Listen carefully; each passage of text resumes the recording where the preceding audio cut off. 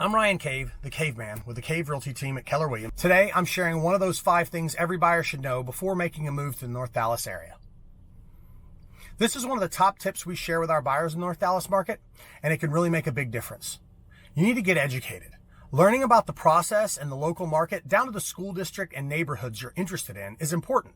Accurate and relevant market info can be difficult to source outside of a great agent. So be sure to check multiple local news sources versus national, state. Until you have a great agent helping, like someone who already stays up to date on this, it's important that you check it all out. And it's not just the market that moves. The overall process changes regularly too. New real estate forms come out, old ones are revised, laws are passed. So make sure someone has gone over how things work and what to expect in the current market. This is something we always walk our clients through, and it can really change how you approach your home search. A pre-buy consultation is getting the details on a buyer's criteria and sharing education about the entire process. It makes everything smoother and easier for buyers. Partnering with a buyer's agent. Navigating the market means expert guidance is needed, and not doing so rarely means any savings, as the listing agent in Texas keeps both buyer and seller commissions for doing twice the work if no buyer's agent's involved. So have an agent help you in your buying process. Here's a question we get all the time, and here's what you really need to know.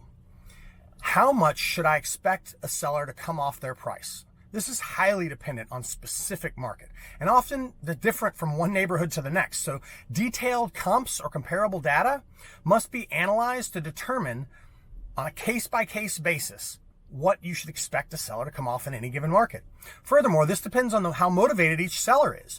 While homes in a given area might be selling on average for 98% of list price, a desperate seller might come off their list price more, while an unmotivated seller might not come off their list price at all. This is why, as just one example, our team has questions we ask listing agents to try to help determine how motivated is that seller before we even tour a home with our buyers. Most people are surprised by this, but it's something we help clients plan for early.